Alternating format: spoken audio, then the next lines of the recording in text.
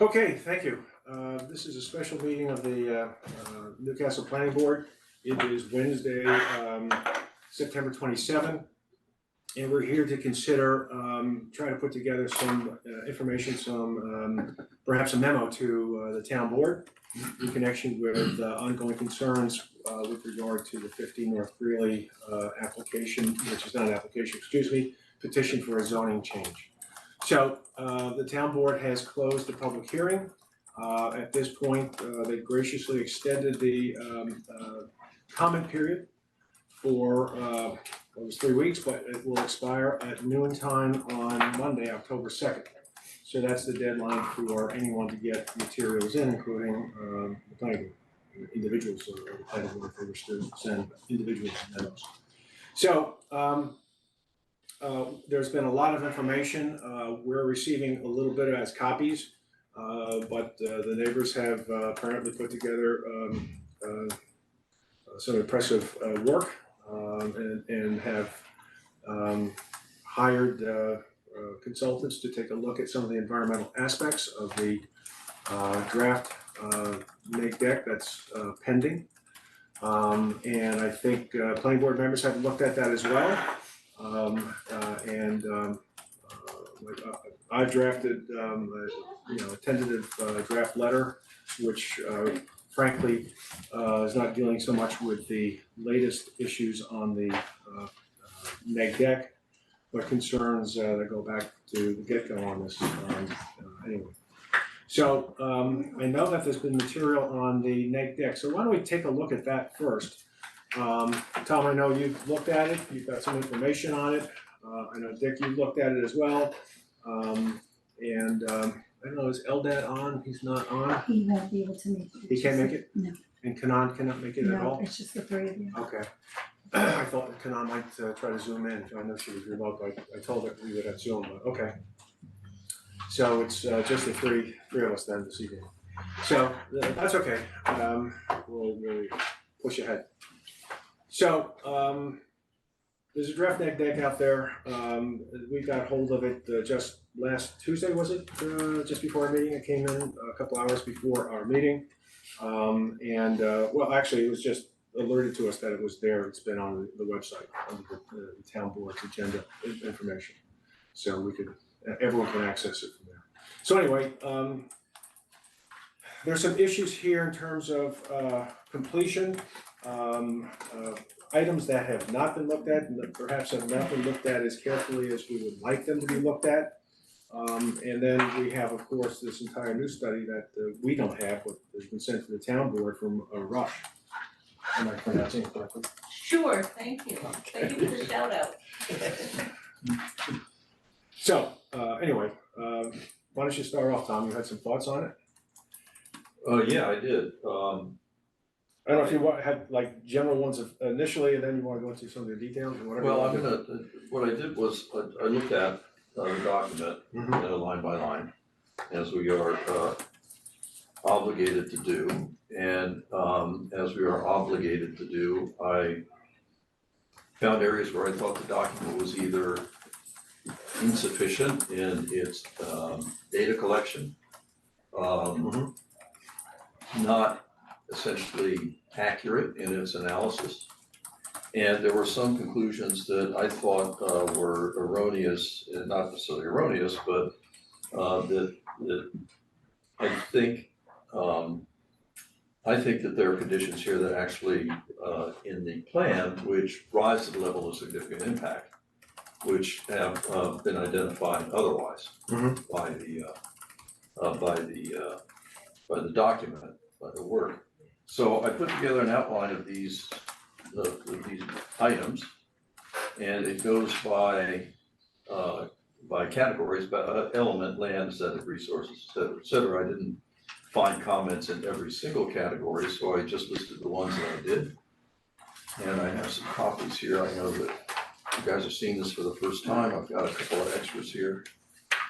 Can I get that? Yes, coming your way. I don't know if it's different from what I sent you before, Felicia. Might be. Okay. Thank you guys. I think it looks about the same. I know but that there was a slightly revised neg deck in last Friday's packet.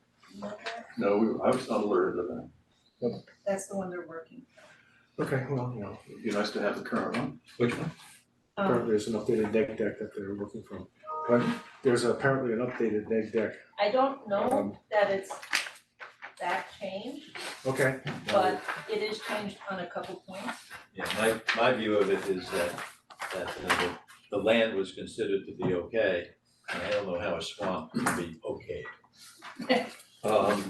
So, yeah, so we can, you know, get into all those things, if you like, I'll go through this. yeah, please. There are some things that just seem to be inaccurate in drawings, and one of them, which was most concerning to me, it may just be a drawing error, but I'm concerned that it may not be, which is if we just start from the top to the bottom of the category of land. The Ward Carpenter survey, the survey of record, which they're using in the proposal, and upon which all the drawings and engineering drawings and architectural drawings have been done, it shows a property line 9 feet from the curb. And the gray drawings, the architect's drawings, show a property line which is closer to 12 feet from the curb. And that has, you know, some consequences with regard to the statements about setbacks of the building from the curb, because the building location is Mhm. relative to the property line. Right. And if the property line is 9 feet from the curb rather than 12 feet from the curb, those, not only do the statements make a difference, but some of the calculations in terms of areas and so on, public areas and all those things, and sizes of public courtyards, those calculations may perhaps are inaccurate. And one of the fundamental things in SECRA is you have to be absolutely sure that your analysis is accurate with regard to the fact. And that all the facts that pertain to a decision are looked at, and that's the hard look requirement. And there's specific language that relates to that in the legislation, in the state legislation, state secret law, that I think that would be appropriate to attach as an introduction to what we do. Because my concern is that the hard look hasn't been done. One of the consequences of this 9-foot discrepancy is that if you look at the Ward, at the architect's drawings, and you compare it to the survey shows a 35-foot wide road bed from North Greeley, from curb to curb. The architect's drawings show closer to a 32-foot road bed. Now, again, that could be a drawing error, but if it actually is indicating that they intend to reduce the size of the roadbed, I don't see where that's been documented anywhere, addressed anywhere. So, like I say, it could be just a drawing error, but I think that obviously the documents have to be correct.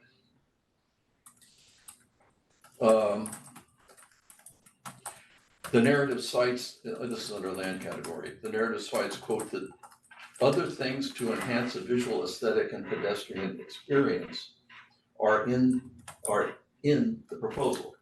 If that's the case, they need to be listed. These broad statements are not a hard look, these broad statements are assumptions It's rather than a declaration of fact. sort of like, oh, we'll do that under engineering. Yeah, that's coming later, kind of thing. The site plan shows a ground floor building setback of 0 to 4 feet for 40% of the frontage. The reason I think this needs to be included is because the document states the fact that there is a setback of so many feet from the property line for the project, but that's not true for the full frontage of the project. The full frontage of the project includes these pavilions, these tall building elements that are actually almost on the property line. Right. And that needs to be put in so that one can weigh the qualities of the project with respect to whether it's acceptable or not. And it's one of these things that it seems to just blow past that and claim that I think it's 8 to 18 feet, 9 to 18 feet. 18. Public space. Is the setback, but it's not true for like 40% of it, it's much closer.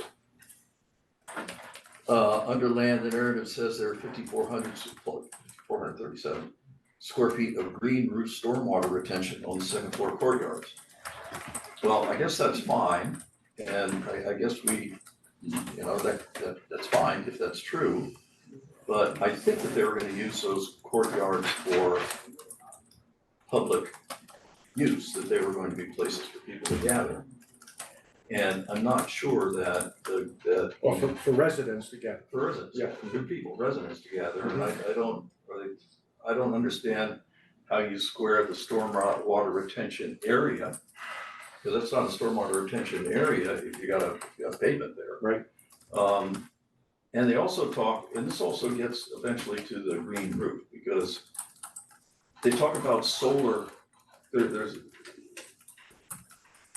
the intention to put solar energy capture in the project. But throughout the project design and the rest of the narrative, it says that there are gonna be these green roofs up there. And that they're gonna be green-blue roofs, which blue roof means that there's the capacity for water retention up there, for Mhm. rainwater retention. But if they were intending actually to also put solar energy capture up there, that's an infrastructure that is going to have to be put somewhere up there. And as a consequence, first of all, the drawings are inaccurate with regard to the representation of the project as having this green roof everywhere, which is supposed to be looking great, and maybe not. But it also,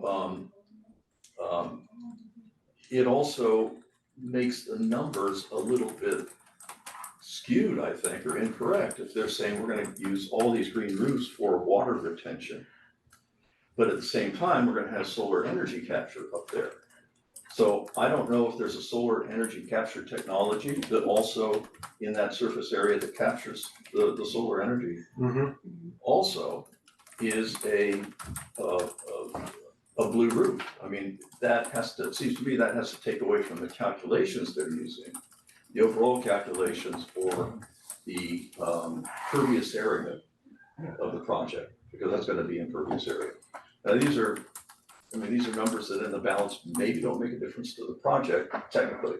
They could probably work that out and justify it. I'm assuming that they will. But it makes a difference in terms of the aesthetic quality of the building. And it also makes a difference in the accuracy of the document and the accuracy of this document, which needs to be, I think all of it needs to be accurate. You don't have to keep repeating what the document has and everything else, because I don't think there's one section where there's two documents that have the same answer. For the area, just, we can run down the thing, okay, they have, maybe they have solar roof, maybe not. Maybe it's just gonna be a garden, maybe it's gonna be a cancel, who knows? But it's Yeah, They have to declare. there's just so much here Yeah. that is off base. Well, And I'm glad you went through it in detail. well, yeah, I think, well, the reason I'm going through in detail, because there's specific things that I think that we need to comment on that need to be fixed in this document. So I think we need to point to those, that's what I'm trying to do. Yep. And I think right on that, before we leave the green roof thing, I think the performance of the water retention is going to be impacted depending upon which way they go or which blend they're going, unless there's some sort of technology that we're unaware of, with a green-blue roof performs the same as a garden for water retention. Hard to believe that there's such a thing, but could be. But knowing what whatever the delta is, I mean, this is why I think it's important that you just don't throw these things around, because it's important to know which way we're going, because you need to know what that performance function will be at and what level. it's I especially, think the engineers will need to know that at some point. I find it especially important in this particular case, because in this particular case, the argument is being made that this is a special permit granted for these purposes. For green Because- technology, exactly. because of the success and the performance of this building, proposed performance of this building.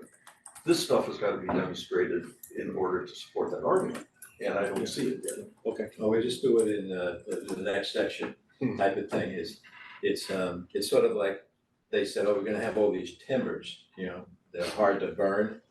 Well, I think half of them have been taken out of the plan because I don't know why, and they've replaced it with just normal, wall stuff and things to hold up the next floor above it. So, the next, section that I thought maybe needed some work is aesthetic resources, no surprise that I picked that one. First of all, the shadow study is incomplete. I mean, I'm sure Chuck knows this, but the longest shadows are during the winter solstice. And they picked March, which is the equinox, March, You're and good.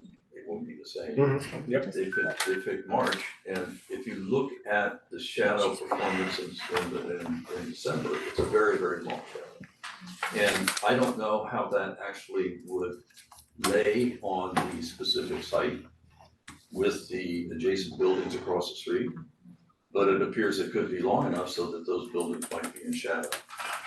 And one of the things that, late in the day, and one of the things that you really get concerned about, or should be concerned about, is buildings and public spaces in shadow in the wintertime. So whether one values, whether that's important or not, I don't know, one can figure that out. But the documentation isn't there, and I think they need to provide a winter shadow study so that we can, so that the town can assess that. It doesn't, the model that they provided really doesn't, the model which is in the other room, I think, which is this overall model, which is in a scale of 1 to, I don't know, 2,000 or something. Yeah. It really does not adequately address the condition, the pedestrian condition. You can't really tell what the pedestrian condition on the street is. And if you can't have, if one of the issues that the town people are worried about, and I believe the town board should be worried about, is the scale of this project and the future of the experience on North Greeley. One needs a physical representation of what that's going to be at a scale that one can understand it and perceive it. And so I think that a model that needs to be done, we asked for this model in February. The model needs to be done at a scale I think would be appropriate. Chuck may have some ideas about this because he's an architect, but a minimum of anything would put. And that would be a model which would be probably about this long and about this high. But it would be, with the buildings across the street, but it would be big enough for one to really understand the impact of the building in its context. And I think the model that was provided was one that was solely trying to demonstrate the impact of the height, and we had been talking about mass as well. And again, when you have that, whatever scale it's at right now, it perhaps showed us the relative context of the height.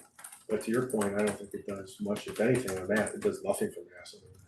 Even if you have a trained eye, I really question anyone really getting it in terms of the mass with what we have. Yeah, well, that model out there, it's just irrelevant. I mean, it tells you nothing. It actually tells you nothing of value, I think. The video is pitched as augmented reality, and I remember that it was Eldad in one of our meetings, I think it was in March, one of our meetings, he said, what about an augmented reality presentation of the proposal? And the video they provided is not augmented reality. It's in fact just it's a computer generated massing model through which they've done within which they've done a flyover. And an augmented reality is specifically taking the existing physical space photographically, the real space, and inserting the model in it, and then being able to walk around the space in the real space. And there are ways with goggles that you could do this in real time. You can actually go down to the street and see it in real time. That's what we asked for. That's what the town board asked for. I remember the town board saying, yeah, and I remember there was a meeting where Vicky said, I don't think this is augmented reality, and for some reason that just didn't get followed up on. But I think that's a legitimate request. And it's actually documented here in their neg deck that they had provided, it says in here, an augmented reality video, and it's not what they've done. So they either need to fix the document, or they need to provide that Right. as a study model. And the aerial views that they have taken from North King, which are essentially, there are some photographic, they might be done with Zoom, with Google Earth. But the photographs they've taken looking down on the site with the model inserted and using that as a demonstration of the scale representation of the project and as a representation of the green roofs with the background of the forest wall across the parkway. Again, that is just completely and totally irrelevant to the project. Nobody sees this project or this town from 200 feet up in the air. And it's just fallacious. And to be using that as a demonstration of the view from North King in particular is inaccurate, because if you go on North King, you can't see down there. Right. There are buildings in there. I mean, Yes. it's just Buildings and trees, buildings and trees. Yeah. vegetation. The old French restaurant and then Yeah. trees. Yeah.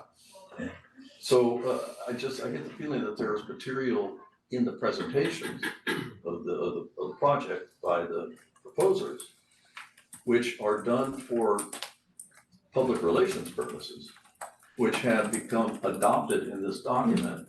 And to me, that's not the way you're supposed to do these things. Open space and recreation, sidewalk widths, again, sidewalk widths do not agree with the survey on the drawing, so I think that needs to be fixed.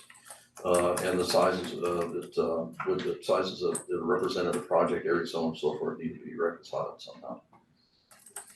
Parking and traffic circulation. The traffic study, I think, is incomplete because it only deals with the weekday condition.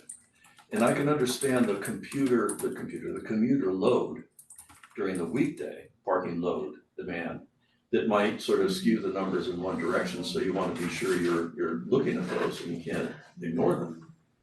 But shopping days are on the weekends, Saturday. Yep.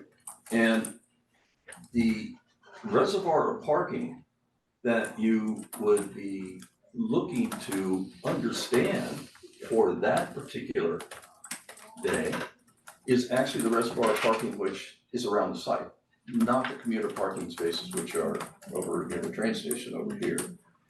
And, you know, it may turn out that these numbers, they all work out in the end, but again, the study is not complete. And therefore, the neg deck, it seems to me, is not sufficiently presented here. We've repeatedly had applicants go back and capture Saturday morning peak parking and traffic. We've always done that because it is just, you know, walk around the hamlet on Saturday morning. There's a lot of activity. There's a lot of street parking, a lot of activity. And to your point, it's not so much the overall capacity in terms of numbers, because people are not parking. Well, you know, you have the farmer's market, so that does skew some of it. But outside the farmer's market season, that parking lot is not terribly used. It's people want to be here in the town where they're shopping. Yeah, and again, the numbers may work out, but you can't have a document that doesn't address these things. You can't have a realistic assessment without. And that's really, it's fundamental, because we've asked for that with so many different applications over the years. Saturday parking, Saturday traffic. I could be wrong, but the last version of the parking study that I looked at that was supplied by the proposer, only had the analysis. There's this notion that people are working at home and that therefore there's lots of available parking. And I'm sure that that's going to be true for a while, but it's also true that people are going back to work. Yes, and you can see it in a lot. You can see it incrementally, it's filling up, yeah. And I've made this statement quite a while ago, this observation, quite a while ago, that you know, what you see today isn't necessarily what you can see tomorrow. Because 4 years ago, what we saw then, this is what we're seeing today. Exactly. And so we can't be planning based on these kinds of conjectures. We really need to sort of assumptions. We need to sort of look at that a little bit more carefully. I don't understand this pay in lieu of parking. The pay in lieu of parking is, I'm not sure I understand the motivation for it. I don't quite get it. But if it's just a revenue generator, fine. I wonder if it has something to do, would end up actually being something to do with some parking,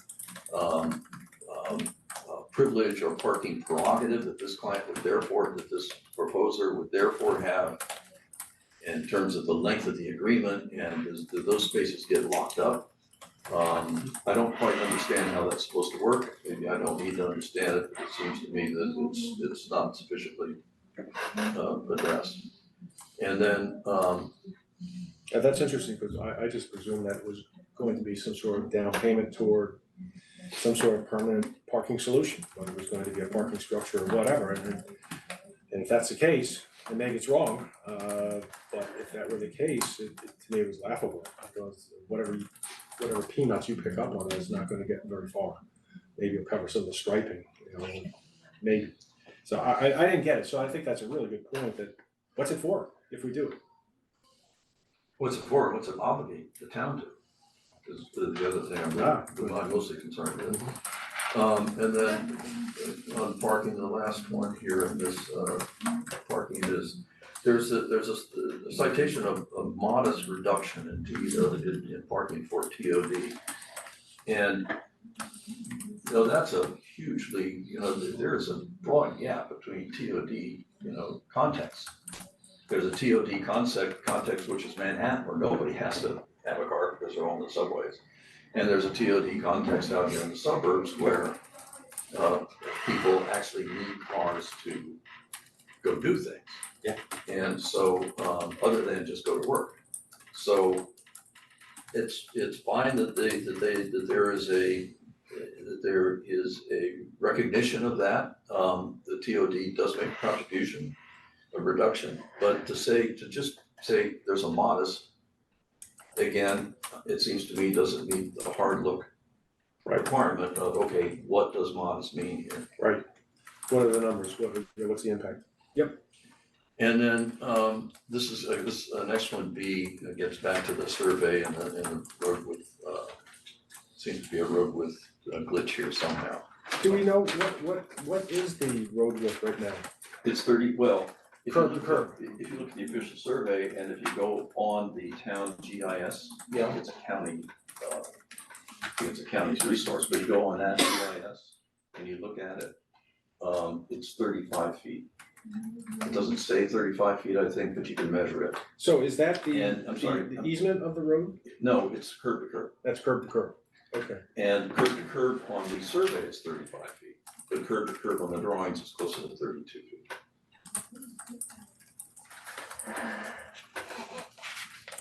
Energy. On-site renewable energy generation. This gets back to the green roof areas, and I think that the credit for green roof,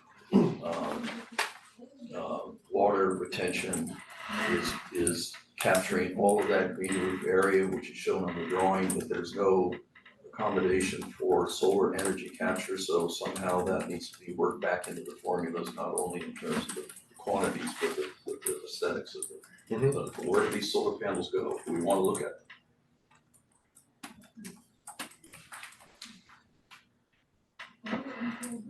Here's one that is kind of interesting, which is the next page, which is B, is that because the site has so much development on it, and the kind of development that's on it, this is called, essentially it's called stick on deck.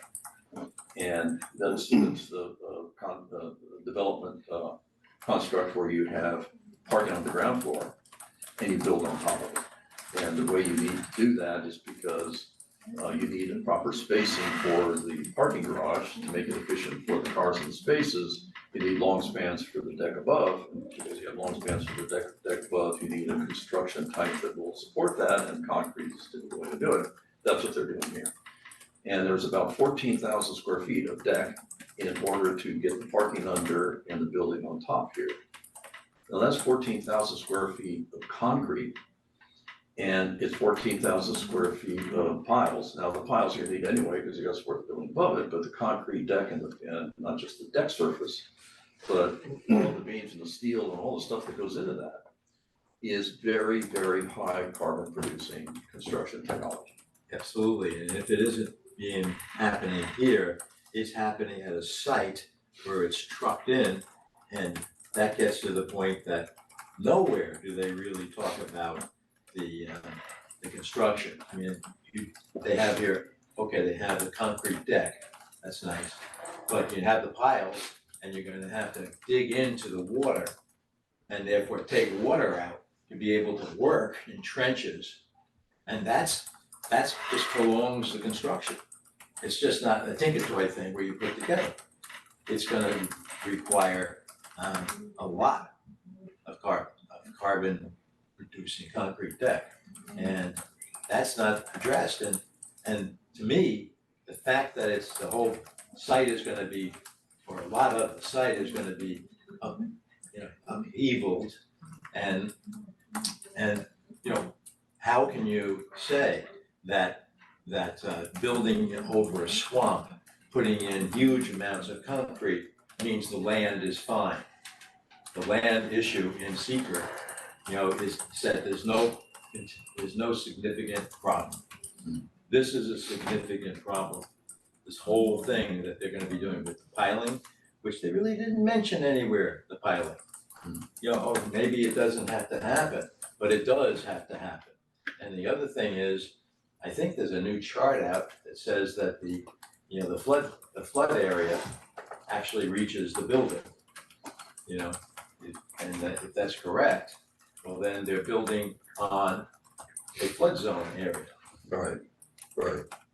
And so one of the things that this just, to me, it begs the question of why does this building have to be so big? Why does it have to occupy so much land area and so much volume in order to meet the town objectives? Because this is a town objective project. It's been stated that way by the town. It's embedded in the justification for this whole thing.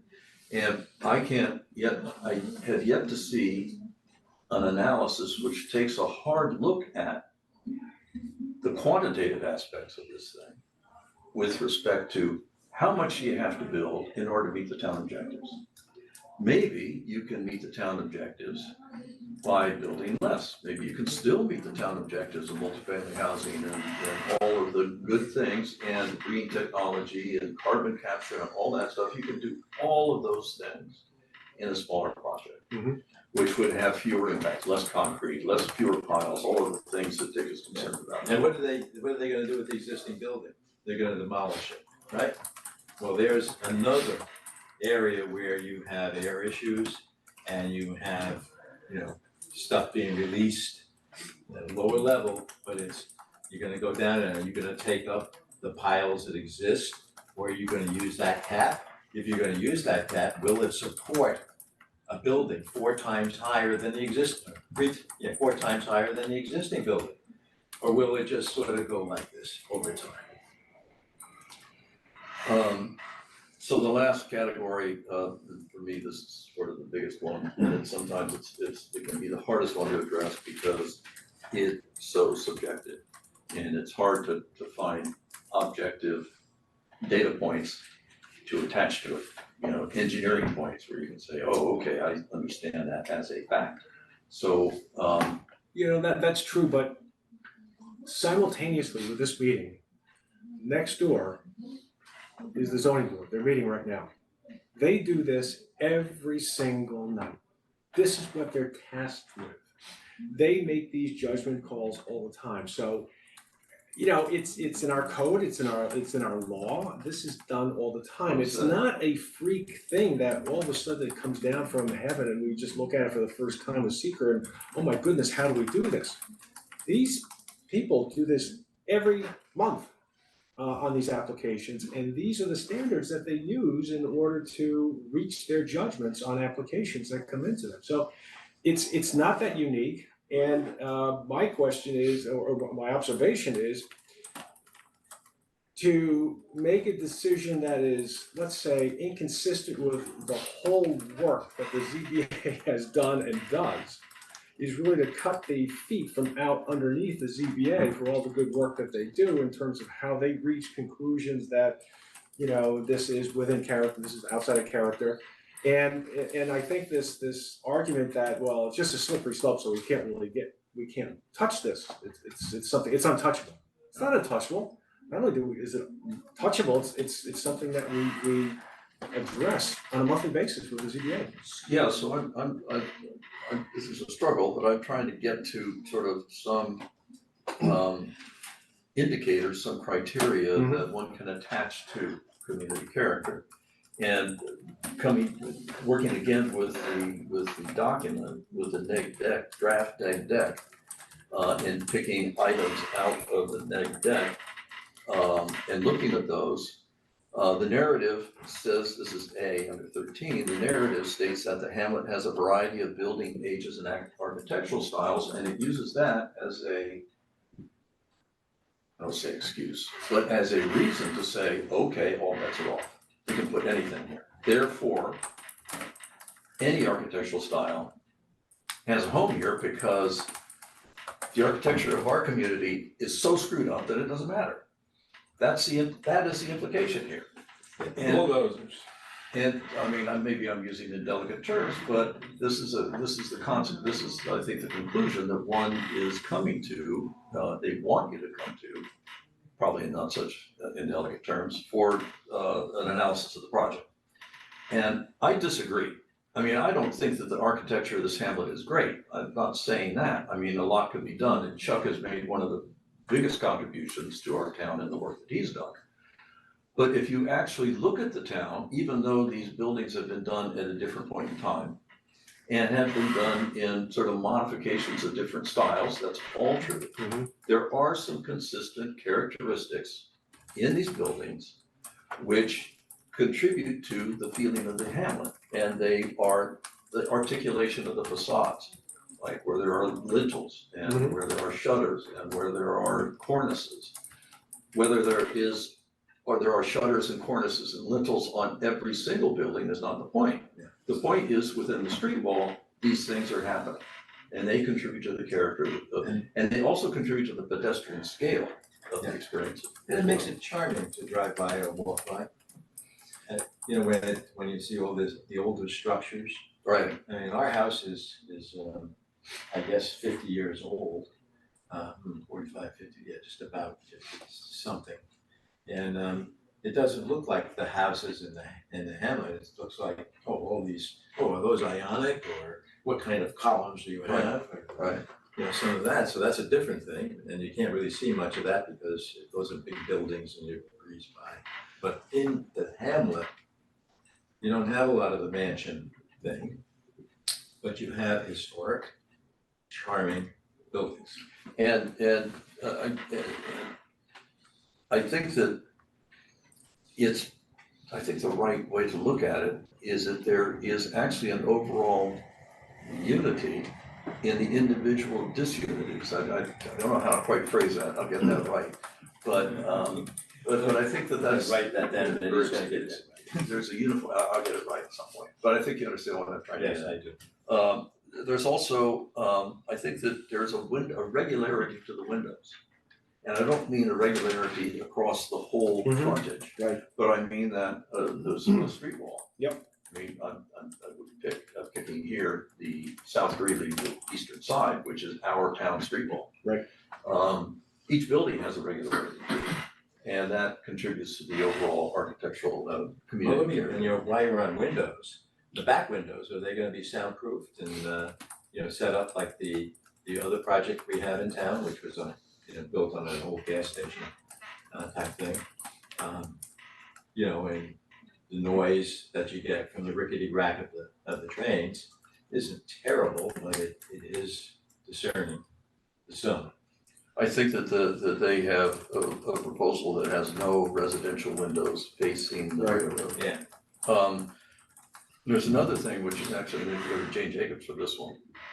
Shop front lengths, the sizes of the shops. That contributes to the community character of a street which has a pedestrian scale. And it's very interesting that the sizes of the shops means you have more shops. And oftentimes these are shops that are much more interesting and provide a more unique character than the next big box store. the next version of, I don't know, not Target, that's too big. But this is what's going on down there. The smaller shops contribute to the character and make it a place where more people are going because they're shopping for more things. And more people are going because it's a more pleasant place to go because of these things happening. And the more people go, the more people show up because there are people there. And then finally, the facade materials. There is a difference in the facade materials from building to building. And that's important in contributing to the richness of the character of the community, the history of the community, and the delight of actually walking along the street. So I think a photo survey is required of these things for this particular name deck analysis in order to be able to support the statement that the character of the existing character of the town is characterless, which is what they're saying. And they need to support that. And the only way to understand that is to actually do a photographic survey. You have to, I mean, right now, you go to Chapel Crossing, and you have none of this uniqueness. I mean, the buildings are okay, they're not terrible, they're mixing up the colors and the facades and everything, but still, it's crammed together like it's Brooklyn. You know, and so, to me, that's not as attractive as the setup for the buildings that have the restaurants and the bank and everything else in that corridor. That they set that up perfectly. Not these guys, Under community character, the narrative states that the building style is due to, the proposed building style is due to green building materials and processes of construction. And they're saying, well, the reason the building looks this way is because of the way it's built. Yeah, those big And that- timbers or whatever. Yeah, and because it's built that way, the building essentially has to look like this. And that's the implication. It's driving the architecture of the building. And that is, I mean, that may be the architect's desire to have that technology expressed in the building facade, but it is far from necessary. I mean, it's a ridiculous statement to say that a mass timber building has to look like this. I mean, it's ridiculous. And the problem is that they are using that as a justification for the architectural treatment of the building. which they have used once or twice elsewhere.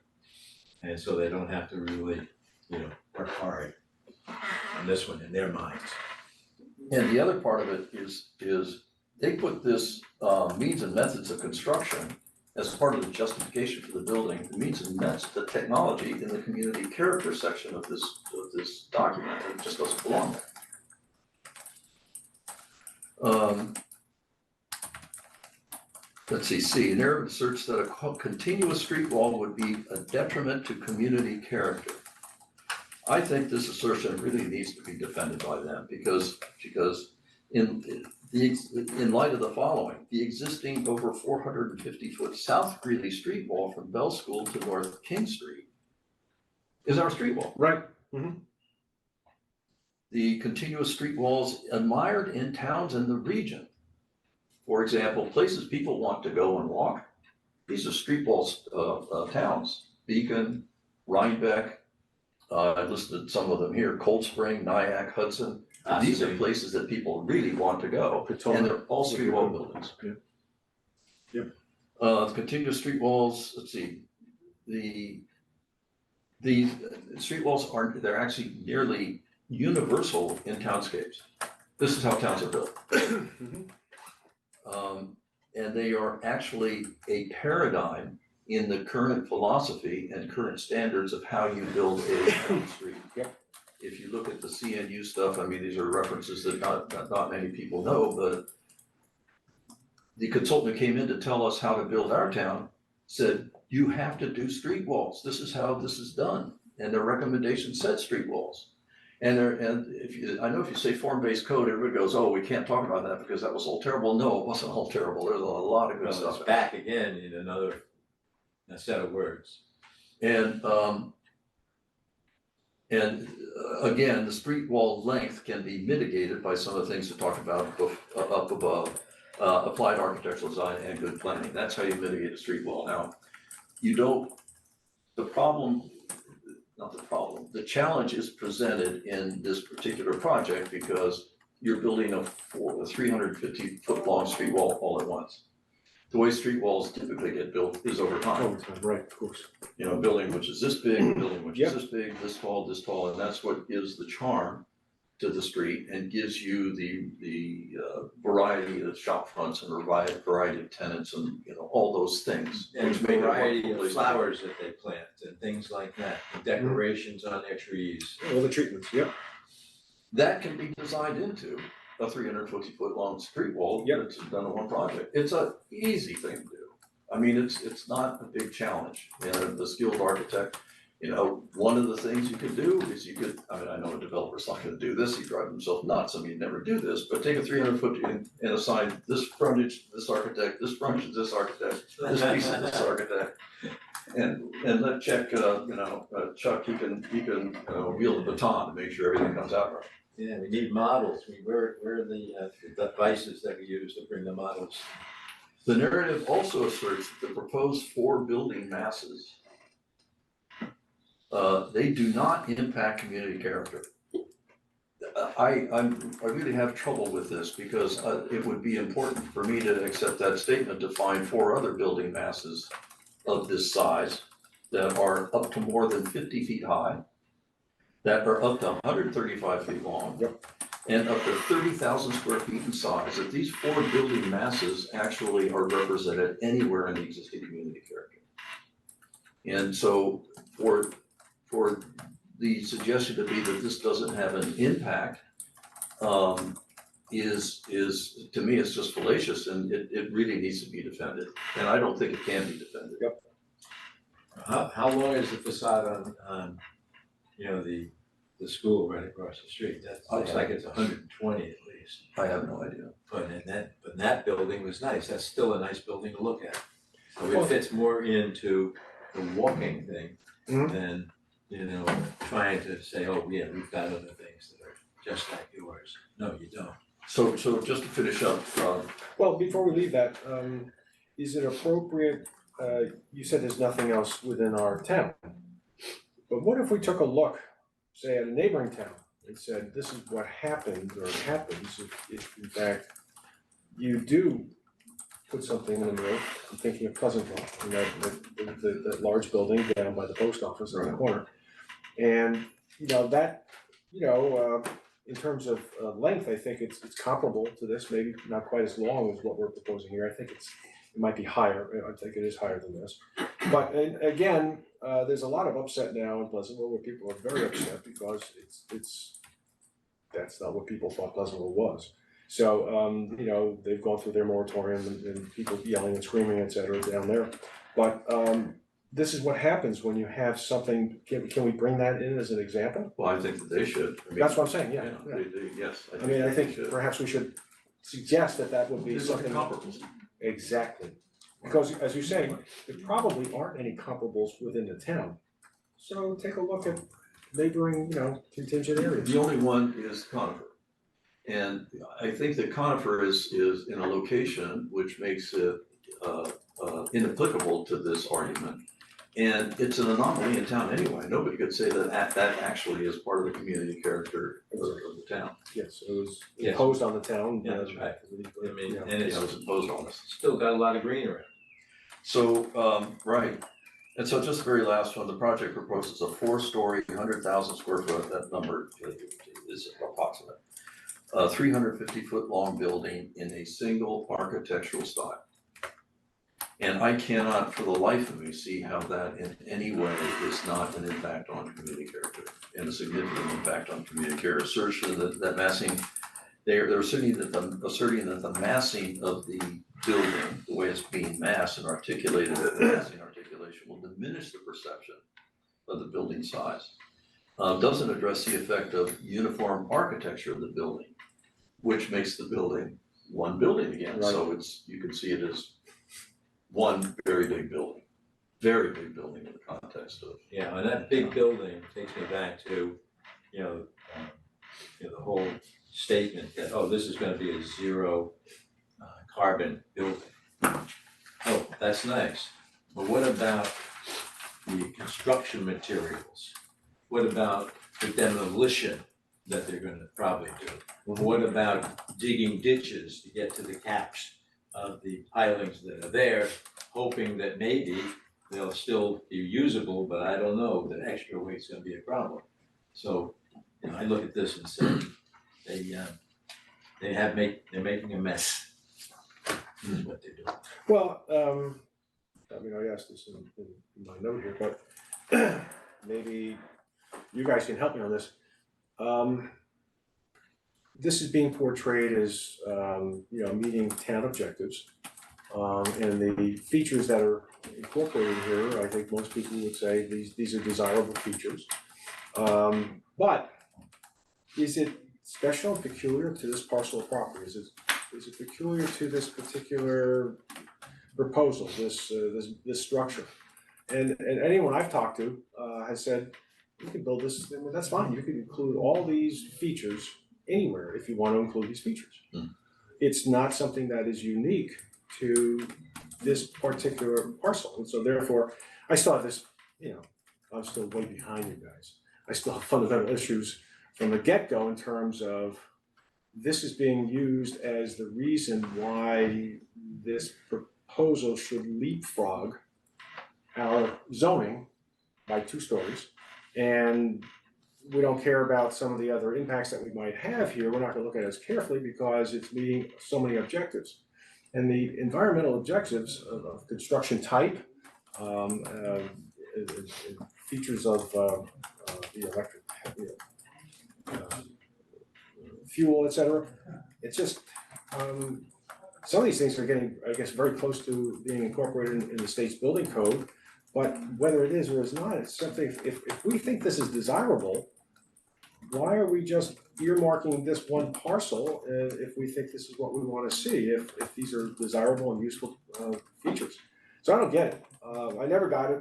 One of the first things I said very early on, months and months and months ago, what's so special about this piece of property? What's so special about this project that it leapfrogs over? And I've been told it's, well, all these features. And I said, okay, I get it. But these features are transferable, it seems to me, to anywhere. Any developer can build a. If they wish to. No, you can build a massive building, maybe they've never done it before, but you get the team to do it for Right, them. So exactly. it's a fallacious assumption. Right, so That it has to be this developer in order to meet these objectives. Well, and the or this plan or this parcel, I mean, this is just the one where it really has to work. It's like, okay, and I'll add one okay, that we all know about. This project is being organized and done backwards. First, you agree to let this team go forward to build the building. And gee whiz, if things happen, well, we'll try and fix them. But that's not what's supposed to be done. You're supposed to take a look at the land. Now, the land looks nice, but the subsurface is not okay to have. So that statement, that has to be scrubbed in my mind and say, this is not correct. It's incomplete, and unfortunately, that you put it that way, but that's a main secret type of thing. Mhm. And that could stop them, I guess, and get us the information that is critical that you went through, and then also deal with, well, are you looking at the air conditions, if you would, the carbon dioxide being put into the whole air scenario we have. Can't just say that. I think you have to look at the trucking, you have to look at the concrete manufacturing, you have to look at all of that, and I'll bet you if you do that, because there's so much concrete that has to go into this, that'll wipe out any possibility of being a zero CO2 building. That's That's an interesting thought, it might be true. yeah, I think it is, true. They're not doing that. They're just saying the building is gonna be zero. Well, okay, prove it. How much carbon dioxide to make the wood? You know, this is, I think is a very important point, I think, because that's the justification for this whole neg deck. Yeah. It's essentially, It's the other thing, that's why the whole it's the net carbon zero special permit. Well, if it's gonna be net carbon zero special permit, seems to me, and we're gonna zone for that, seems to me, somebody needs to demonstrate with math, that it actually is a net. Right, and, you know, if you hurry up and get some of these projects done, you know, then the state won't catch up yet and you can build them. And then eventually, you're gonna have to come into some things that are, you know, have been talked about. Biden even mentioned this kind of approach. That type of thing is that you have to look at not just the building, but how the building got made. Well, that's been indeed for decades. I know, but it's not held to, this program here doesn't include that. Well, it would be interesting for them to actually do a lead analysis, technical analysis of this building proposal now. Get a lead professional in who understands these things to do it now. Yeah. Independent, That's interesting. professional, That's to way look above- at it that way and way say, above, yeah, this yeah. works or it doesn't work. way above my pay grade, of course, but that would be very interesting to see from a professional who would know the disciplines. I used to be one, but I haven't done the homework in 20 years, so I don't qualify. So that would be- Honesty is always accepted here. But it could also be very useful frankly, for the applicant, because it may prove out that it is, in fact, meets the town's criteria. So, Awesome. we're not it's not necessarily, we don't necessarily know what the answer is, but for taking a hard look, it seems to me that would be an element that should be looked at and considered for the hard look, to complete a document, to say that, yep, we did it. We got the numbers in, and then we actually check the numbers also, or we had, if we can't check it ourselves, we have a specialist consultant who has verified the figures and double checked it. I had a situation in my business where it was an unbelievable embarrassment for the state of New York. They licensed a bunch of these self-insurance trusts, and it came out years later when they all went bust. And there are huge assessments going to all these people who did nothing more than rely on the state and get the coverage that's required. And literally, at the very first hearing, the state's position was, because people said, well, did you check the information in the application? And they said, no, because all of the accounting statements came from a CPA. Yeah, So we didn't, that was it. I was like, it was off by so many millions of dollars, Yeah. and it was complete fraud. Yeah. But that's the kind of thing, we don't have fraud here, but I'm just saying, you check the numbers. You check and double check. I mean, that's what this is what the study is. It really is not about, in my opinion, how many exhaust fans we're gonna put into the diner at this point, and these kinds of little minutia. It's really these fundamental things that need to be Yes. verified. Yeah, I don't care how many stoves they have, Right. but if they're, I suppose we should say you can only use propane or something like that. That's the detail that they have to figure out. Yeah, but. So I think the recommendation that we should fold in here is that we have a lead certified consultant. I Run the numbers. assume that would be the right person, maybe there's another, or maybe there's a team, I don't know, but that's the fundamental prop that is holding up. Well, This zoning. Yeah. And if it's wrong, then this is wrong. right, this is incomplete for my thinking. They don't mention piling. Because they had a statement that there would be no subsurface construction. Well, I don't think they said that, I think they said no subsurface building, which meant there was gonna be a basement. Now, that may be a nuance, but there has to be subsurface, every building has subsurface construction, that's a foundation. Yeah. The subsurface construction that they recognize, or they didn't call it that, I think that they're going to have some kind of a concrete tank for water retention. And that's what we have actually over in the Millwood Shopping Center. There is an underground tank underneath that parking lot to deal with the water drainage situation. So they may have to build, essentially, it would be, it's called a bathtub. Build a bathtub underground in order to deal with the water. And that is underground construction. it's a volume as opposed to being I mean, that's a nuance, but I think that's what's going on. Yeah, but I don't think they have a basement set up for this project. No, they don't. No, so if they're gonna put concrete down, I think they're talking about the beams underneath protected. You know, but the ground floor, is gonna be based on piles and Yeah. construction to get into the area where you can get to a cap and all that stuff. You know, a series of caps, and I don't know, they'll have maybe 150 more piles, something like that. Yeah, that's what it takes to build a building. That's just the way it is. I know, but that means the subsurface conditions suck. Yeah. That's technical.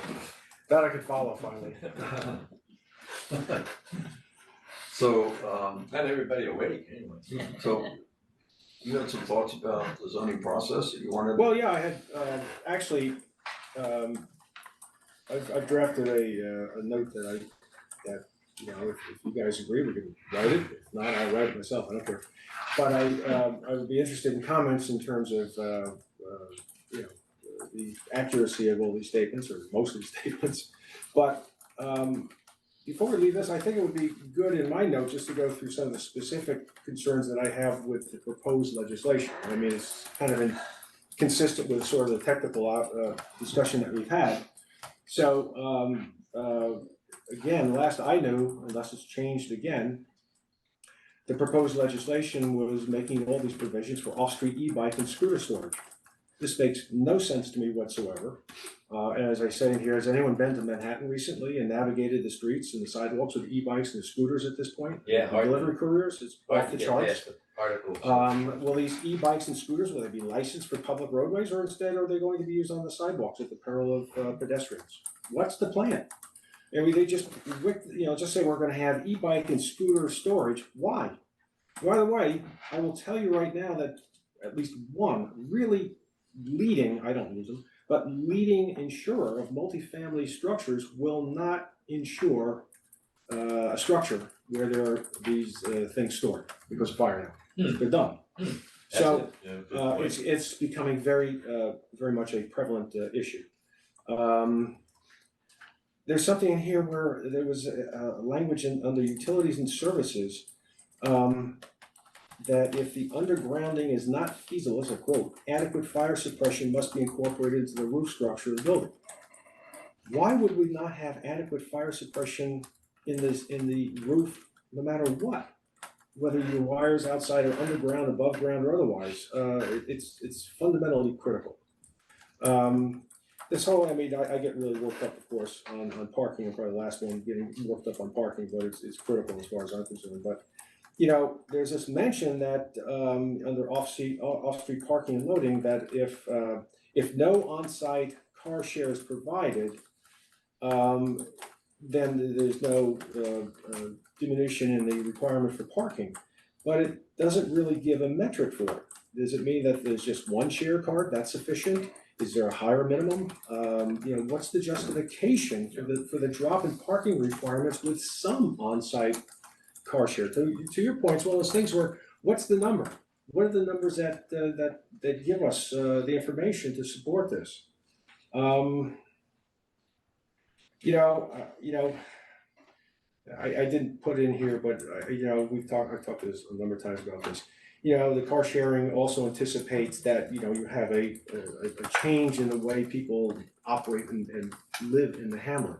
And of course, we all would like to be walking more and like to encourage more walking, but, you know, we have some gorgeous weather here, but this is not San Diego.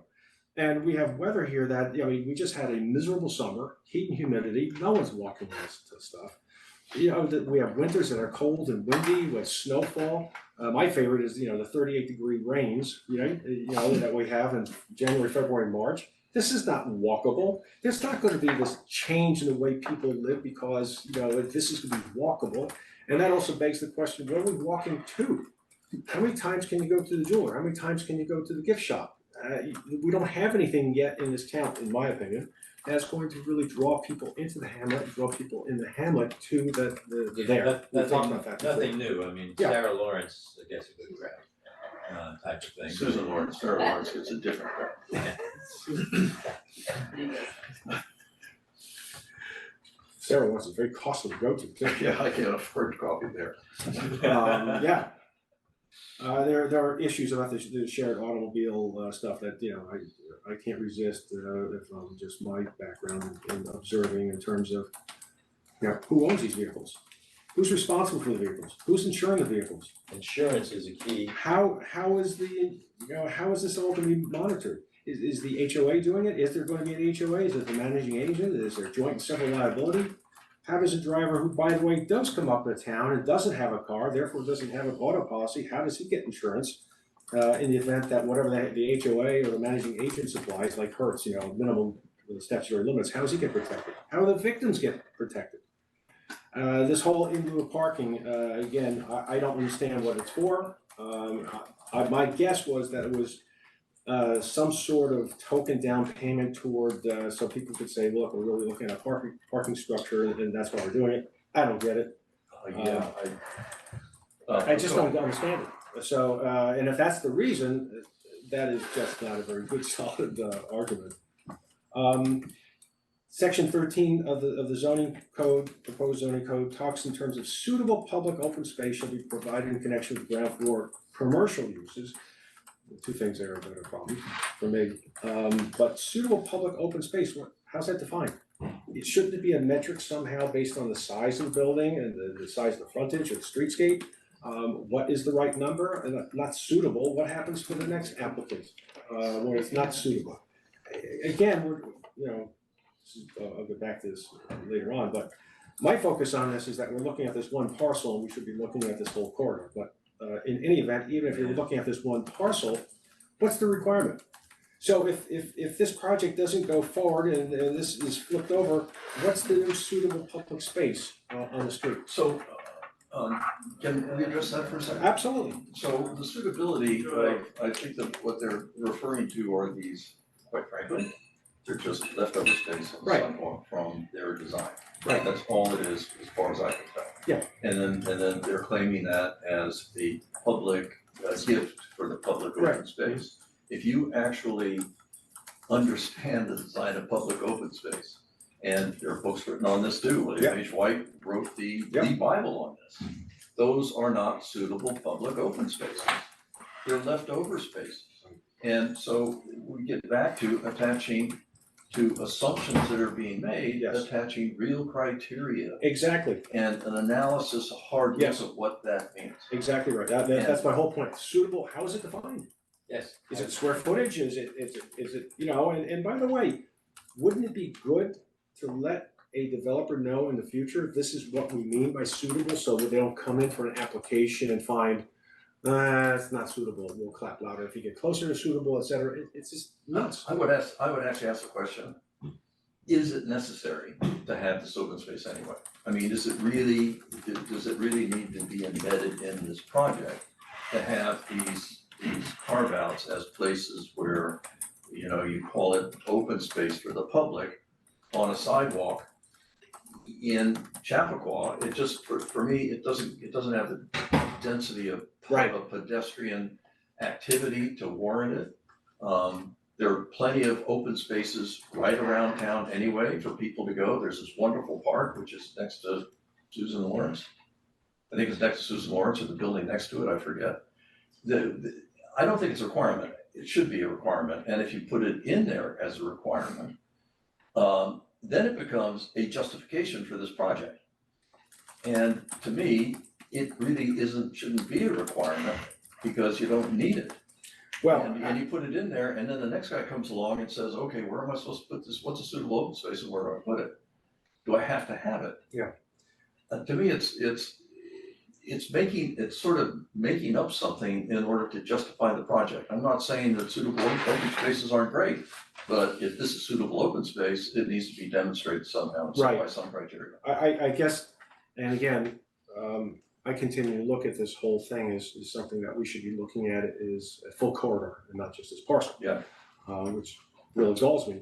And therefore, I'm thinking in terms and trying to project ahead that we would want somewhere some space in addition, because there's some length to this North Greeley, and you might want some breaks. I'm thinking of the stuff that we see in the city, and of course, you're correct, that's got density and it's an urban setting. But then again, you know, the density that's being proposed in this parcel is urban-like, so maybe we should start looking at it. I'm thinking of the city where you see constantly the city requires certain public spaces, whether it's indoors, outdoors, whatever it might be. So this gets to, you know, cart before the horse, and where does all this belong? This is where I think we're getting back to, and this is part of, I think, your observation, that it seems to me it's doing backwards. Somebody's coming in with a Yes. proposal, and then we're backfilling planning into it. Yep. Rather than starting out with planning and developing a plan for the Filling out corridor the that vision. says, here's what the pocket park is, here's what the parking is, Exactly. here's where this is. Exactly. And now the developers are welcome to come Right. in and build it Yep. for us. And they know what's expected. And they would love to come. They would know what's expected, so anyway, that whole issue is something that drives me up the wall. I had a, may I interrupt? Sure, If the newest mapping that has been done indicates that this project is now partially in a flood zone. I'm not sure FEMA's latest drawing shows that it's in a Really? flood zone, yeah, I'm not sure. No, we hired a hydrologist, a geohydrologist to do a scientific mapping of it. And he maps it as all in the flood, 100-year floodplain, which he said is a deceptive title, because it sounds like you get one flood in every Yeah. 100 years, but that's not what it means. Right, And he used GIS, and he's been doing this 42 years, and he's I think it's called a cartographer, which is a map maker, I think. Anyway, so he made 4 maps showing it's in a flood zone. And his point is, and I have articles, FEMA's own director says that their maps are out of date. They're mainly coastal and riverine maps, they don't account for Right. suburban things. And FEMA's own director says people do well to update their maps to assess their flood risk. right, and by the way, that initiative really Right, you would performed by know, the town. right. It's performed by the town, so there's someone here is a flood officer for Oh, FEMA, really? But I was gonna say, you would know from insurance Yes. perspective, yes, it's driven, and it it's, changes all the time, it has been changing a lot over the but they past- haven't, they can't update all the maps. So the Exactly. point is that observation wise, we can all see that area floods, we Well- know it, even with the upgrade. And the fellow who did the map, he came here and he walked the property, he did it with GIS, he Mhm. walked the street. He found a pipe from the streetscape that's too narrow, he says, to properly drain. And it's not, you know, it's in a floodplain. Yeah. And that's what I think it's making, Well, talking about the maps. Exactly, yeah, and I don't think it really, frankly, from my standpoint, for the stuff that we look at, which is stormwater management and retention, whether you call it a floodplain, a flood zone, whatever you want, the technical term, we all know from experience and having lived here, having gotten, you know, the special sales at the clothing stores, which I depended on for my wardrobe, you know, we know what happens here, and we We're know. spiders.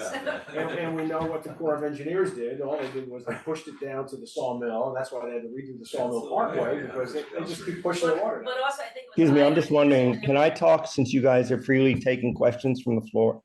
Which I've been very quiet and I haven't said a word, but you're having a private conversation. Sure, yeah, With the But public I would member. like to finish my comments here. sure. So, All right, then let me finish my point.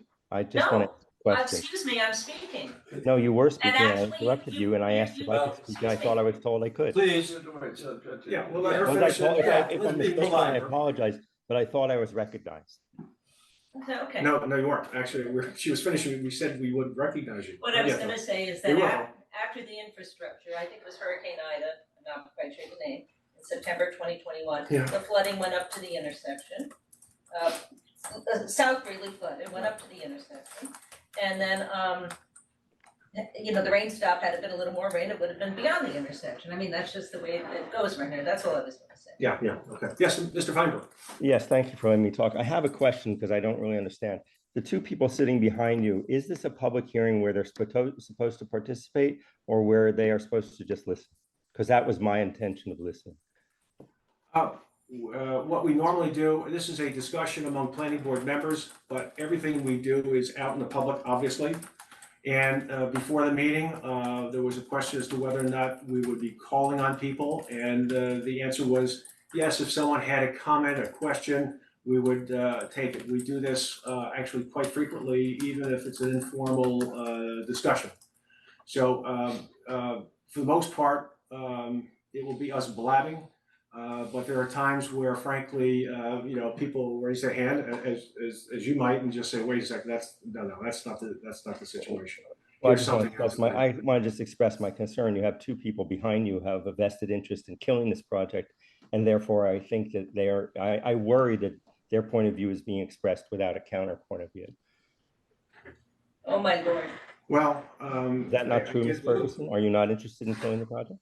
No, that's not true, Mr. Feinberg. And by the way, you have had your voice heard at repeated work sessions with the town board where I have been told not to speak. So it's very rich what you're Not by saying. me, not by me, Ms. Ferguson. I've never. No, by the town board who lets you speak and you have no problem No, with that. I can't Let's let the apologize. I planning board can't speak for continue. them. I can't speak for why they did that. I have no idea. But I've heard you plenty of times, so I think you've also been able to speak. I just Not want at to work ask a sessions. question. The question I'd like to ask the table is, when you're talking about a floodplain, are you talking in terms of a project of any sort, ours particularly, would that make it more dangerous, more likely to flooding, or is it just a question of whether or not you can build in a floodplain? From my standpoint, my concern is the stormwater retention. My concern is that this entire area, not just your property, is either located in an area with a very high water table or a flood-prone area. And if it's not, that is the whole corridor, if it's not physically located into it, it feeds into it. So my concern is that, from what I have seen, is the proposal would, I think, satisfy the 2-year flood, 2-year storm, and the water retention of the garden roof would perform at that level. My concern on it is that from the standpoint of the town, not just your parcel, and again, I continue to look at this whole corridor by myself, I guess, but looking at this entire corridor for trying to reach some way of improving the situation, improving the condition.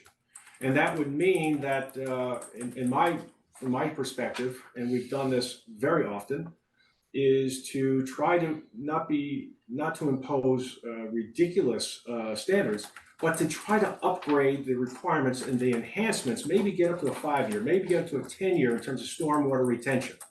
Now, subject to the engineering possibilities or impossibilities or constraints, that would be what I think one of the goals of appropriate zoning for the corridor.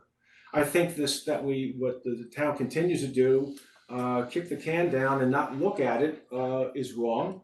Stormwater management has been a relatively recent development and planning over the years. South Greeley, admittedly, there's no plan with the structures and the parking, et cetera, or not much in terms of stormwater retention.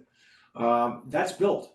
But looking at the North Greeley, I think it's an opportunity where the town could look to enhance that and improve it. And I think that would be a tangible improvement, and frankly, a feather in the cap for your proposal, but frankly for the entire corridor. Yeah, I have I've always said at every meeting I've been to, I'm not a hydraulic engineer, I'm not an architect, I'm not even a developer. But as far as I can just repeat, and I don't want to rebut everything that's been said tonight, we believe that we are reducing the impervious area of that property from about 85% down to 65%, and the assumption therefore being that we will have better stormwater or lesser in stormwater impact and better stormwater control. That's all I want to say. I want to add one thing because I think it's just worth it, me getting this off my chest. Chuck was quoted Chuck, excuse me, Chuck.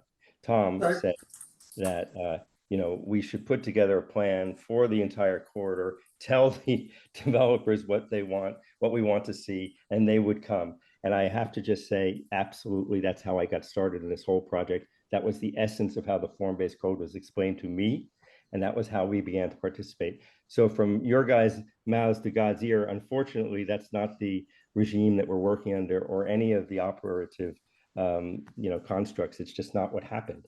And in fact, as far as I understand it, the board that we're presently working with was voted in to not do the form-based code. But we would have much preferred to know what you expected and to propose against that than to propose into a vacuum, which is what we have been basically forced to do. That would be great. Yeah, I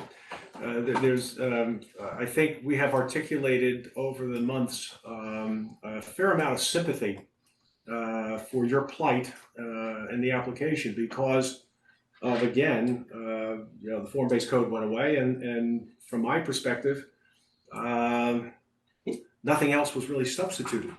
No, And we I just don't think anything. Kind of dropped the ball, frankly, and I don't then, think- you know, I don't think you there's come enough. forward with something that you thought was gonna be, a slam dunk. And really, when you think about what the parcel is right now, I think everyone was looking forward to a slam dunk. And so it's gotta be very perplexing to you, if not aggravating, of course, but, I can't resist making a joke. I just feel slam dunked. okay, well. All right, well, I've said my piece. I just wanted to clarify from my own point of view the question I did ask, and I did want to, in fact, say to Tom that it was really almost verbatim, the situation we indeed did walk into, but then it changed. So there you go. I will listen for the rest of the evening. Ms. Ferguson, I apologize if I offended you in any way. Well, I would like to say, when you say I have a vested interest in stopping this project, and I said, no, that is not my motivation. My motivation is to get a better project for the community, a better project. And all along, I have consistently said that this project is too big, too massive for the community, all right? I have never said don't build anything there, and in fact, I'm not opposed to something going there. Just this one is my opinion, having lived here a long time and talked to a lot of people in the past 6 months too, it's just too big. And it hasn't been scaled back at all, so that's why we continue to push back against it going forward. That's it. And Mr. Feinberg, I believe I think you can tell that I believe, I mean, I'm an architect and a planner in my career, and these are the kinds of issues we're talking about tonight that should have been resolved before anybody comes to the table with a proposal. And unfortunately, your risk capital in this project to date is now tied up in this debate, and it's just unfortunate that that's the case. My objective would be to get these things resolved as quickly as possible. We made the plea to the town board months ago that these things have been resolved months ago, and our voices, I guess it's been heard, but I don't think it's actually been listened to. For some reason, it just has had no effect. So I do sympathize with you. I've worked with developers all my life, and I really hope and believe that this is going to end up, this project has a great chance, this site has a great chance of making a wonderful contribution if we can just work through these issues to get it to that point. And we appreciate your participation and patience. Well, I appreciate that. We find ourselves in a situation that none of us started in. So, Yep. And that means that we have to cope. I mean, that's all we can do is cope. Yep. Understood. All right, well, I will mute myself and take my hand down. All right, but if you feel that you need to unmute and raise your hand, Yeah, don't hurt yourself though. you should do so. Anyway, that was the parking.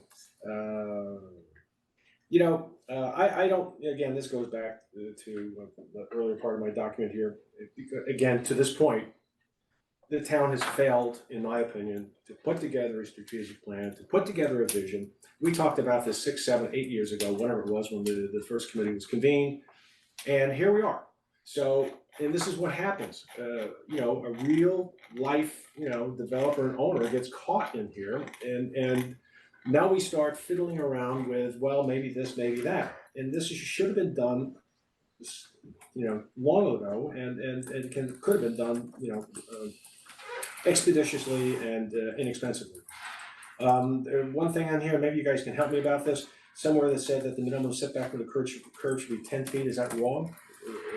I saw somewhere in the proposed legislation. And I just wonder whether that's sufficient, if they're gonna have utility poles in the sidewalks, and those sidewalks make 10 feet become, I don't know, like 4 feet because there's such obstacles. Minimum setback. Go ahead, Well, go. the minimum setback from the curb, I don't understand that because the building is not gonna go closer to the curb than the property line. Mhm. So. And the property line is- The property line is, I think, 9-10 feet from the curb. Right. So I don't understand that statement as being a dispositive statement, because yes, the minimum setback is by law. All right, by the Well- property, but it seems to me by the property ownership is gonna be 10 feet from the curb. Now, the only way in which that would apply is whether they're gonna decide to move, where the town is gonna decide to move the curb.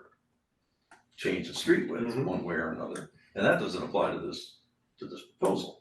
So I don't understand maybe it means something else, but if it means what it sounds like it means, it's an irrelevant statement. Yeah, it's, our property is got an 8-foot Mhm. backup. I mean, that, anything that happens in that 8 feet, it's the town's fault. Yep, yep. All right, so that could be 8. The other But thought, I think the language in the document does speak to 10 feet. I think I know what it applies to. The building face above the ground floor setback. Remember, this is a building which Yes. is on a podium, Yes, and there are these, angles that, yeah. there are these, buildings, right, that sit on top of the podium that are cantilevered out. I don't know if they're actually structurally cantilevered, but they are visually cantilevered out from the deck to the property line. And I think they're 3 or 4 feet back from the property line. And I think when it says the minimum should be 10 feet, I think it's referring to that building face above can be 10 feet from the curb. And I object to that because I don't think that should be Far the enough, case. exactly. I think it should be much further back. Exactly, I mean, I don't know what, you would know this perhaps in architectural design, but it seems to me that in a hamlet, the taller the building, the greater that setback should be, so that you don't get this enclosure feel. We've talked about this before, but I'll go over it real quick. I didn't catch it the first time, huh? No, you probably forgot it. If you're like me, you forgot what It's you had marked for up my breakfast. blue book and it was all red all over it. So, there are just basic principles of perceptions of spaces, whether they're, and this is, in the work that Andrews Doheny, CNU, form-based code, I forget what the term is for, these principles, but the narrower, the relationship between the width of the street and the height of the street wall is a subconscious indication of the kind of environment you're in. If it's wider and less, you're in a village. If it starts to get narrower and taller, then you're, in a town. If it gets even taller and narrower, then you're in a city. Walk down any side street in Chelsea, and you got townhouses, which are 4 or 5 feet, and it's a 60-foot wide street. Mhm. And these townhouses are 50, 60 feet high. You know you're in the city. You just know it. Actually, you can close your eyes, you can feel it. You have a 35-foot roadbed here with 10-foot sidewalks on each side. You have a 55-foot wide street in North Greeley. Do the height of the buildings there, same height, same width, the height of the buildings there relate to whether you're in a town or a village or a city, and that is it's actually a ratio of the environment you're in. And so that matters. It actually really matters. Probably just something that literally would be on a graph. Yeah, and again, these are things that people don't really understand. They shouldn't have to understand. It's not their business to understand, but it is the business of some people to understand this stuff. And it's the business of people who don't understand, in terms of the people who do understand this stuff, to help guide them through the process. And again, there are books that are written on this subject, which there's a canon of literature about this stuff. And I could go on forever about this. That answer that question and answer a lot of questions which are not answered, even addressed in this document. And Well, we're it seems going to over me- some of them here. It seems to me that is, again, something that we would want to know about, understand, not only for this application, but for this petition for law, and of course, projecting ahead for the corner. I find it, I'm sure I didn't word it properly, but that's what I was getting at, that was the thrust, so that relationship between the width and height, et cetera, and the feeling that you get there, so I don't know what the answer is, I don't think there's a set number, but I hinted here that there was gotta be some sort of relationship with the height and the width. There is. So whether it's arithmetic or some sort of a curve, I don't know what it might be, I suspect it really might be arithmetic, but in any event, whatever it is, it is. This, Yep, no poles. Yep. Across the street. mhm.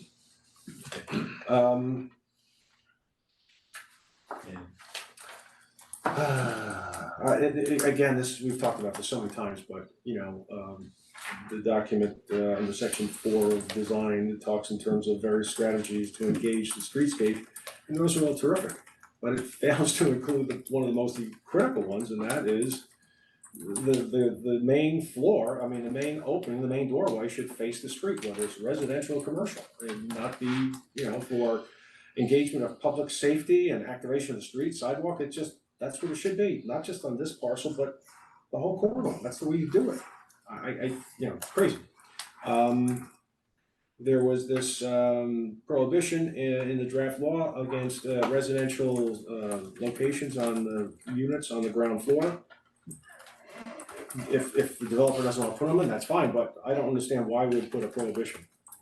This has been the situation in Western civilization where cities, towns, hamlets, whatever, have grown up with very successful with ground floor residences. It's anywhere you go. Go to White Plains, go to New York City, it's all over the place. All of Europe is this way. It's Why crazy. is there is that actually in the? Yeah, In the design text? I didn't yes, notice that. but Why is there Not, it's in prohibition? the law, But this, proposed law. yeah, okay, but this is a special thing done backwards. And so you can ignore all those, it appears, and just do what you want. And they can do that. So, Type of thing. I'm gonna bring up the form-based code again, I'm sorry, but there was a lot of good stuff in there. One of the things that I thought was good stuff was the design of ground floor spaces with the provision that they could go to retail or residential. Right. Which was our depending on the recommendation, market, and yes. Whatever the market, Yeah, that's, would provide. that's still a good idea to write It down. seems to me that's an excellent idea for North Greeley, where people really would like to see a lot of retail. But there's not yet probably the justification for the market demand there. But if you put residences in there temporarily and see if the market catches up, then the market probably would catch up when the other side of the street gets developed.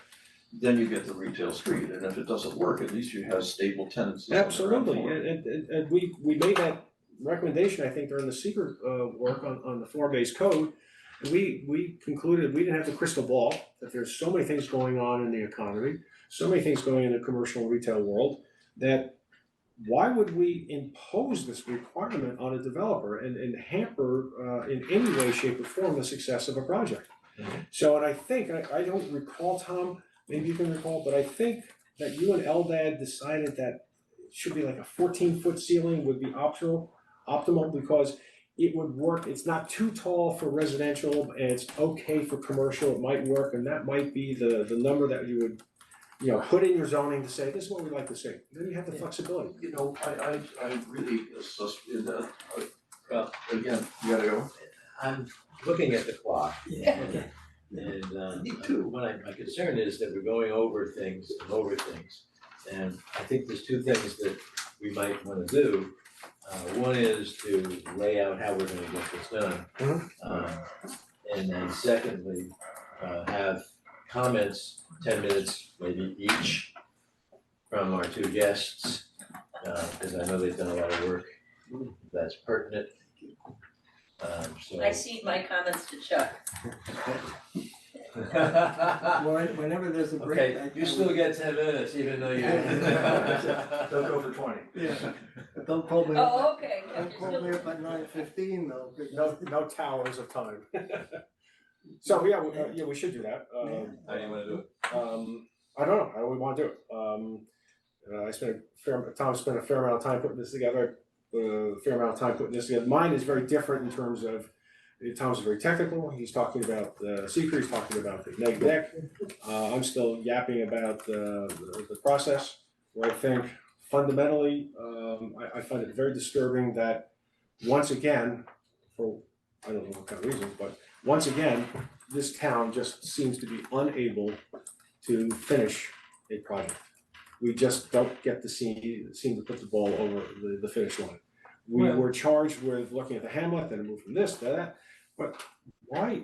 The four-base code failed, okay, fine, but then we don't do anything for North Greeley. And here we have a real-life example of what happens when we don't finish and we don't come up with a strategic plan, a vision, and we don't come up with, we don't have the information to say yay or nay on the kind of upzoning that this applicant's looking for, or upzoning that we all wanna look at. It just, I find it so frustrating. And I think from my perspective, because this is such a substantial piece of property, it's such a substantial leapfrog over the current zoning without really, in my opinion, having the information, especially about parking and traffic, understood, not just what the current is. This whole thing, by the way, throwing the east side of this road under the bus and saying, well, they're never gonna develop and that's the way it is, so don't worry about it. Irresponsible. I can't, that I is find it horrible just government. I can't repugnant, believe that. it's wrong. And that is not the way to do it. What we need to be doing is planning for the entire corridor, looking at a potential build out at whatever zone that we think can be supported here with appropriate parking. 3 stories, maybe 4 stories, I don't, maybe a mix. So where do you go with this material here? Well, I don't know, it's daunting. I guess what we try to do is merge it into one single thing. So. The problem is, they won't read it because it's so long. Well, there are, I think, 2 pieces here. Mhm. There is response to this document, Yes, the neg deck. yes, Draft neg deck. Yep. Which needs to be addressed right away. Yep. And so there is putting these 2 things together. This is another thing, I think, which has to do with the overall process. This is a technical document that has to do with the proposal itself. I don't know whether folding this into this is going to muddy these waters. I think it will. I think they should stand on their own, frankly. So. Because it's two different avenues, 2 different arguments. Yes, this I think is, these observations I think are important to put into the town board decision-making about the zoning text. This goes into the neg deck. Yes, And both of these things are going to be addressed according to the agenda, I understand, at their next meeting. Right. And I think some of them, Lisa looks forward to having a vote that night. okay. So both of these things, I think, and anything that other people have need to get in there for that purpose. So I'm more than happy to take everybody's comments on this, and we'll wait to hear from Kanan and from Eldad, if they need to get back quickly, and send this out to them, and from everybody to sort of massage this to make it better. Mhm. And I'm happy to draft up, to help you work with that if you need, because Yeah. you've got a life, you're running a business. so I Yes, don't- it's been hectic, Yeah, it's so nutty. I'd be happy to work with you on Good, that. good. And I'll get on that right away. I'd be happy to take a look at raw things and everything else like Yep. that, and see if that helps on one or the other. Yeah, I think we should, try to get it out, this Yeah, weekend, so. we Yeah, gotta stick with absolutely. the 3 of us. Absolutely. We have to stick with the 3 of us for other reasons. Yeah, So that's the process. Now, you guys wanna talk? Yes, please. Thank you. Can I have to go over by my paperwork? That's all That's right. okay, that's fine. We had to make it shorter because, The knee. the knee.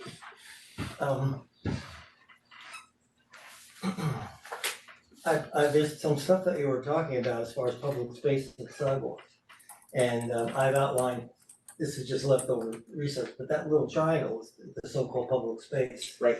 And there's words about 18 feet, and well, I figured out 18 feet is in the middle. I drew that line too. You did that? Yeah, so we're thinking the same, it's like, okay, it's 18 feet, but it's an average of 18 feet. Yeah. That's that. There's also something that was left over from a long time ago And it is concept B from the 2014 PACE Public Outreach. I remember that. Right, and what it says here for North Greeley Avenue is that the town and Chamber of Commerce coordinate on marketing and available retail spaces for diverse tenants. They want the chamber to pick up the ball. But it also says that to retain 3 stories, height restriction along the Greeley Avenues. That was that. What for, architectural style and everything, or? That was just Planning. planning, Planning, yeah. okay. Planning. And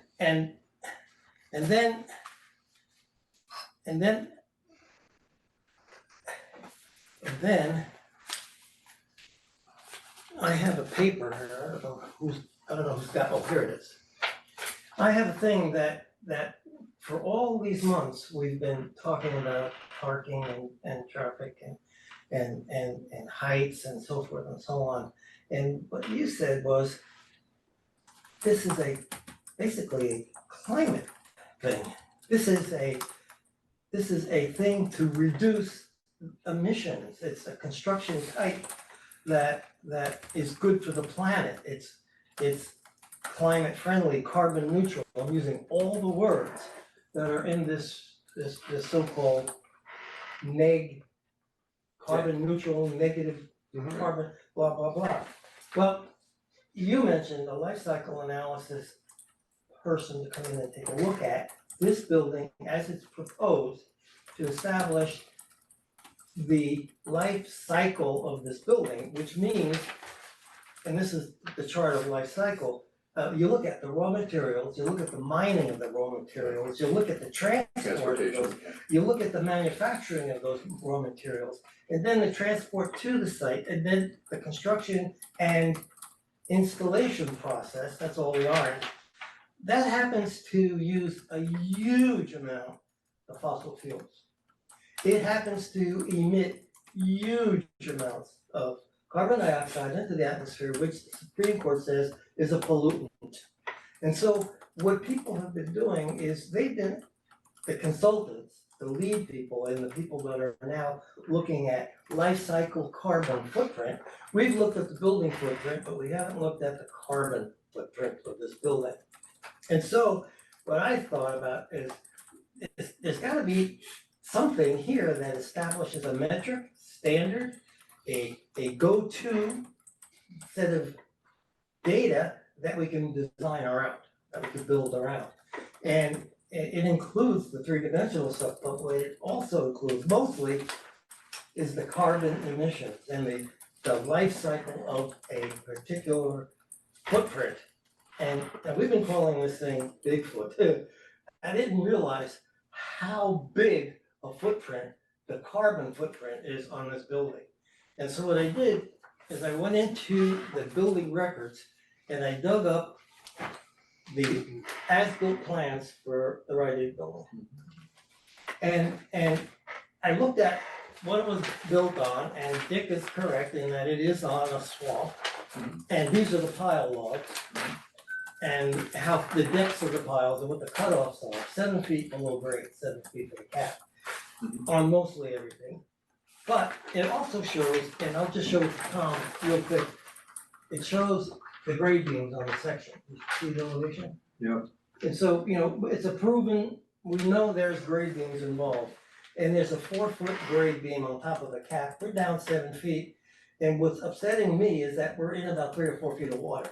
Because we know what the water table is, I think we know, but maybe we don't, I'd love to know.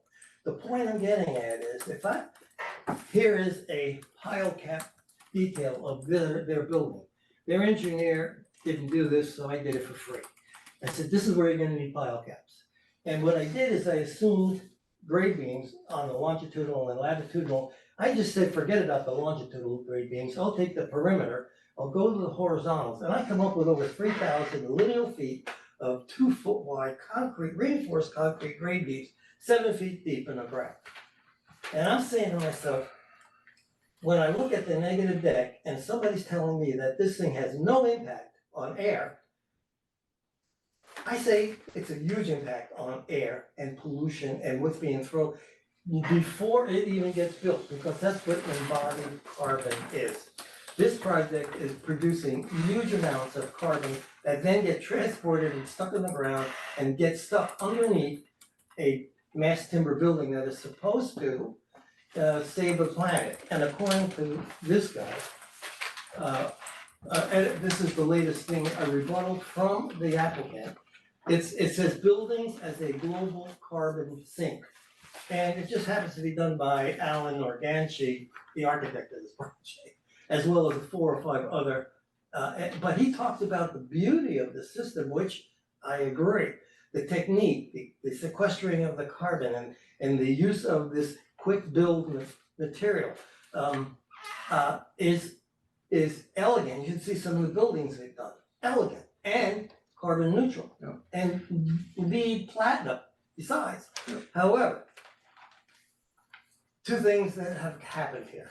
Number 1, at the end of this article, it says, his analysis considers the broad-based adoption of engineered timber structures and their potential global substitution for steel and concrete in mid-rise structural systems. We focus on primarily structure bearing above ground gravitational and lateral load and the enclosure of the building in mid-rise urban construction, 4 to 12 stories. That's what this is focused on.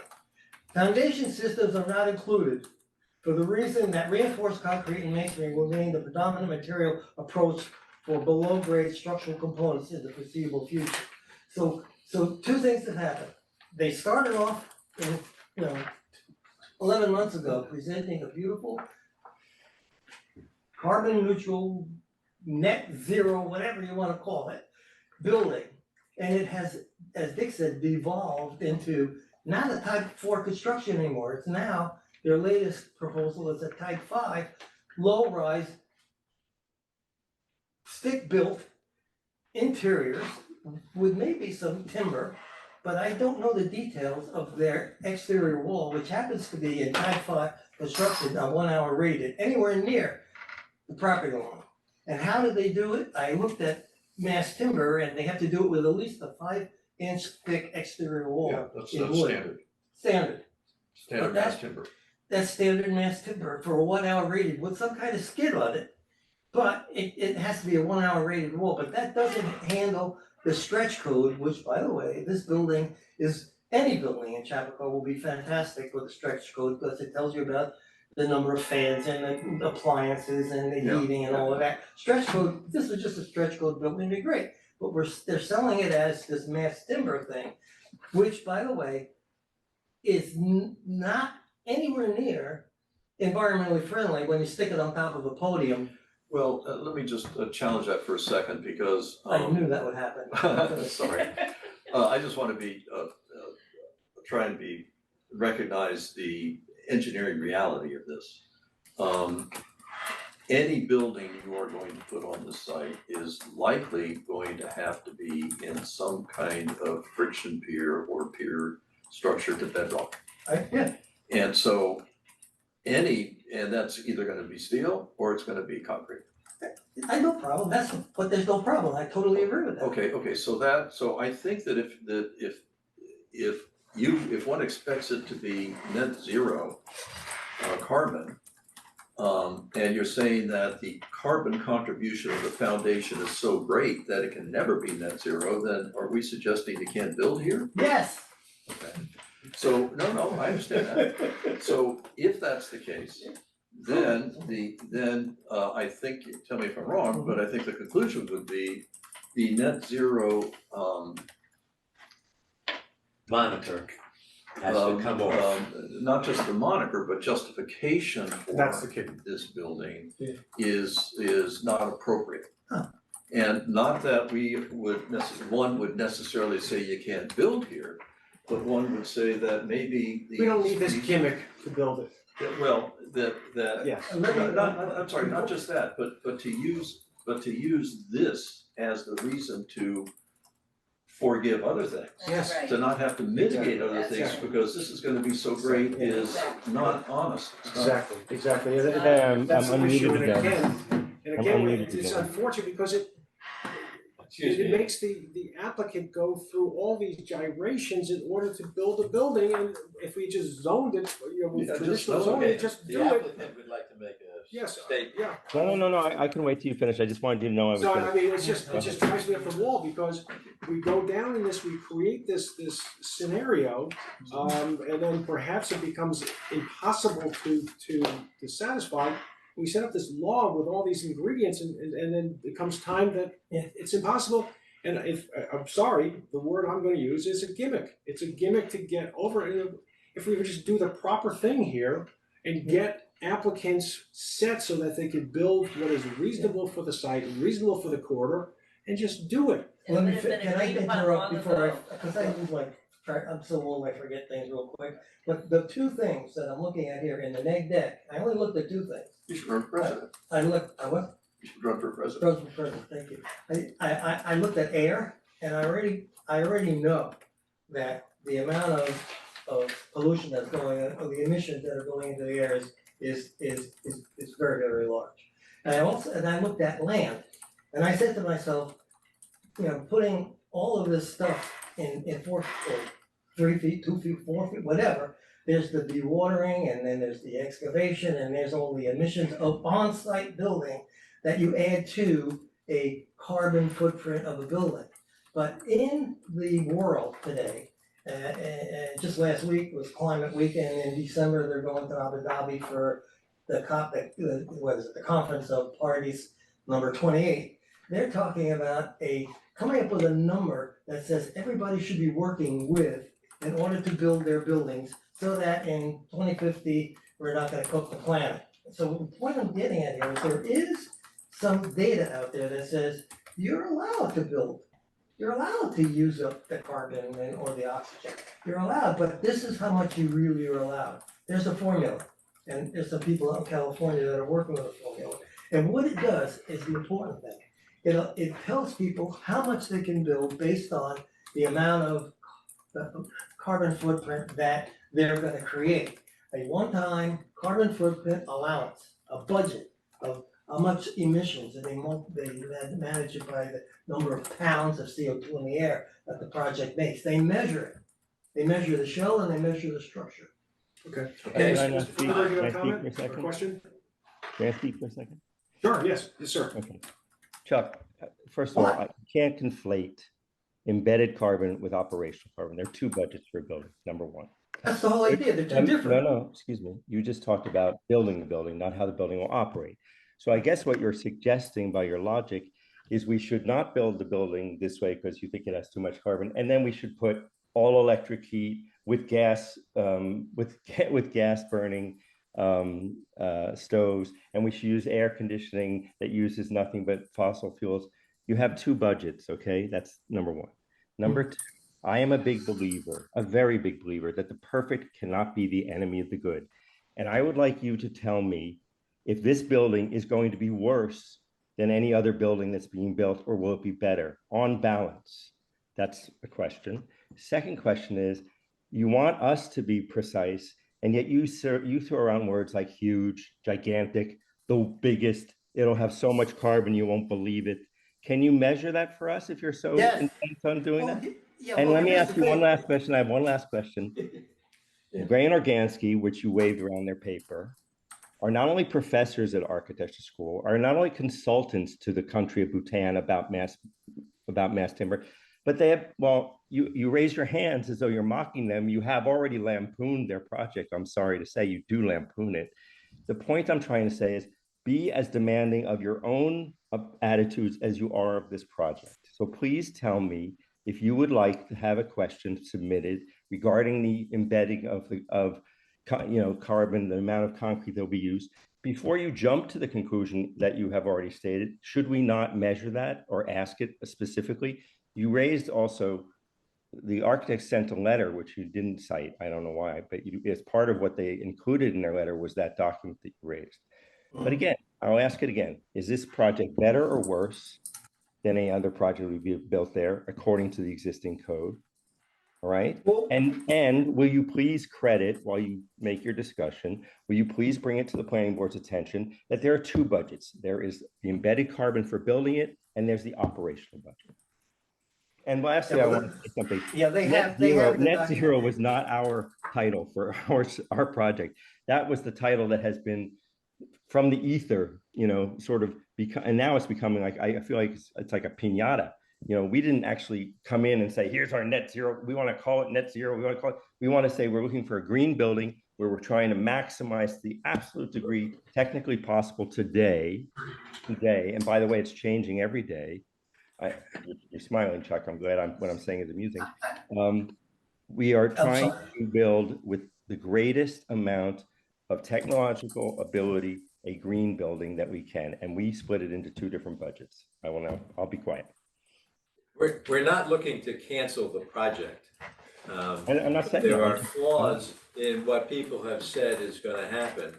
And so I believe that it needs an overhaul to really do a hard study of what is going on so that we don't have to have debates like this for the next 2 years. I'm not objecting to the question. I'm objecting to the presumption that when somebody uses words like huge and whatever, you're already sort of baking in an idea of what it is, and you should at least be comparative to what it is, what the present code would permit, or what very recent buildings have built. And I think Tom and Chuck just said something very interesting. Maybe you shouldn't be building on this site if in fact what Chuck says turns out to be absolutely true.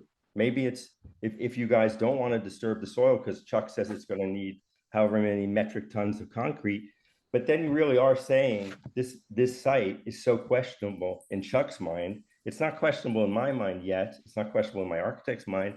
We haven't done a hydraulic study yet. We haven't had a full engineering thing yet.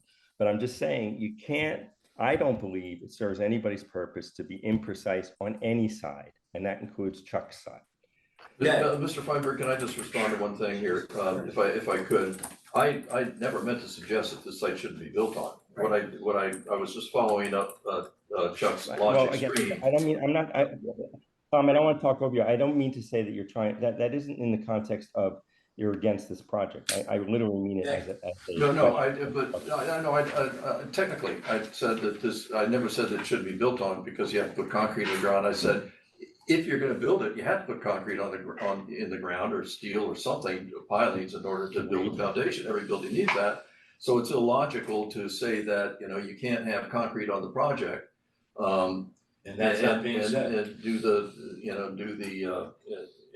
the project. So I clearly accept you need to have a foundation for this building, any building you put there. Right. So the thing about, and just one more thing, first of all, I don't think that the existing zoning is part of the conversation. I think that what is being looked to here is proposed zoning.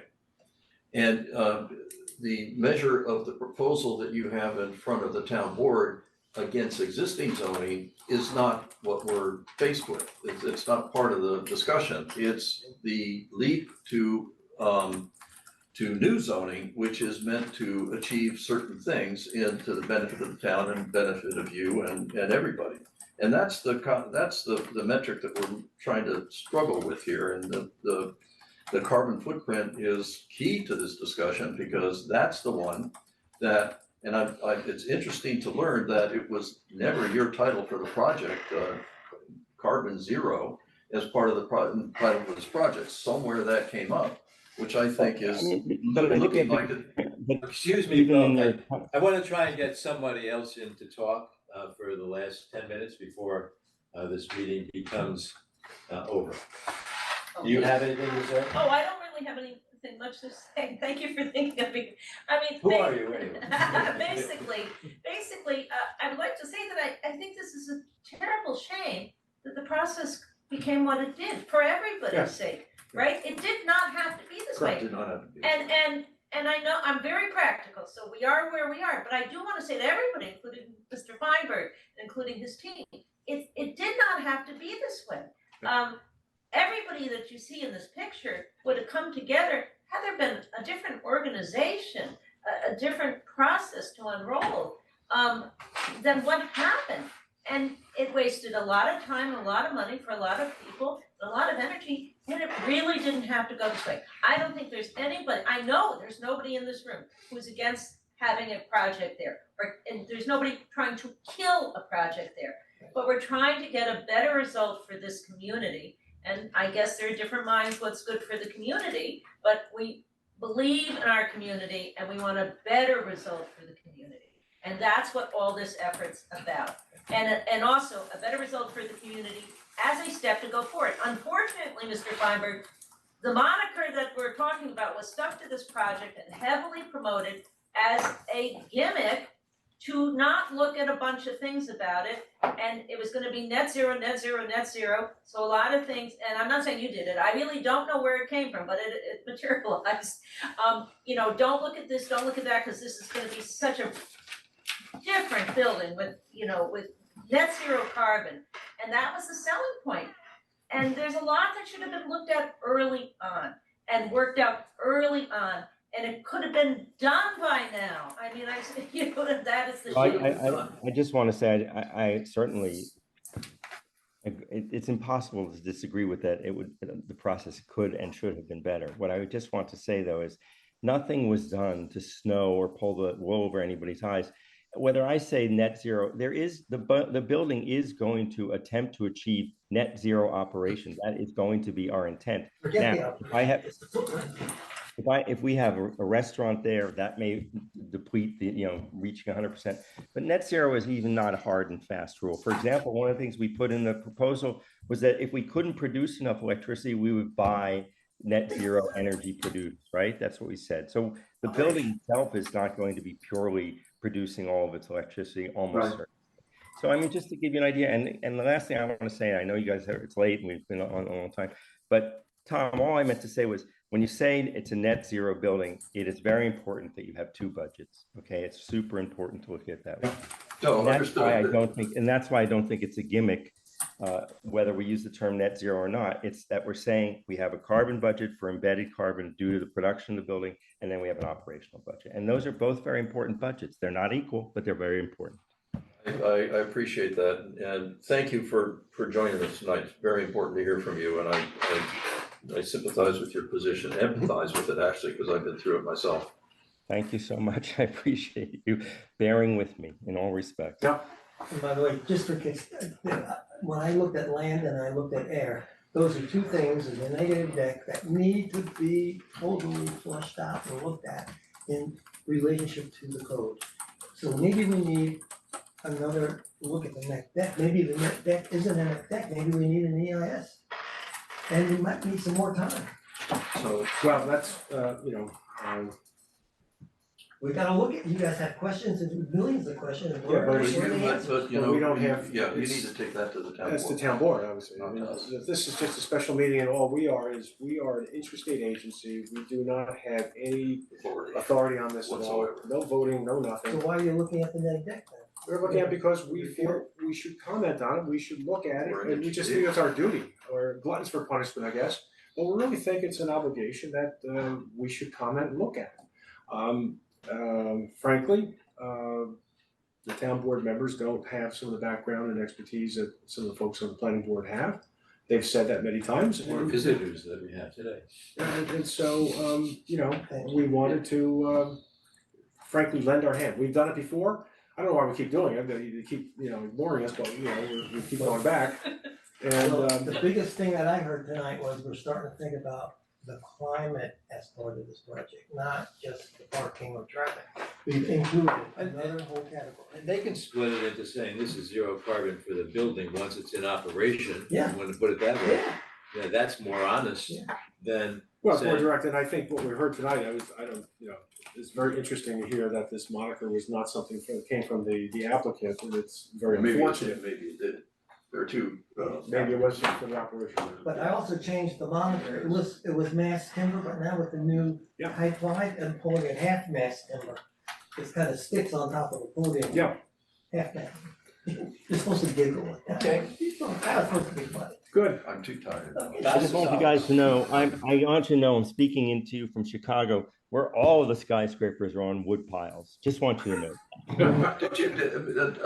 Mr. Feinberg, did you know that, you probably do, that there was a period in time, I think it was the 1870s or 80s, I forget, where the drainage was so bad into the Chicago River in Chicago that the whole city was backing up, and they raised the whole city and put it, I think it raised it by 4 or 5 feet.